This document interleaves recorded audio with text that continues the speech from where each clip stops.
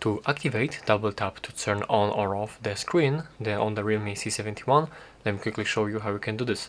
First of all, you will have to go for the settings, and from here go into the wallpaper and style.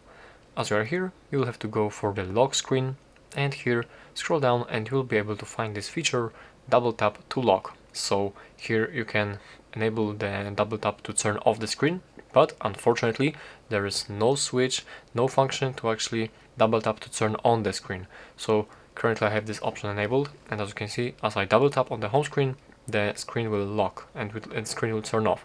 But as I double tap on the screen again, it is not turning on back, and that's basically because this function is not available for some reason on this phone.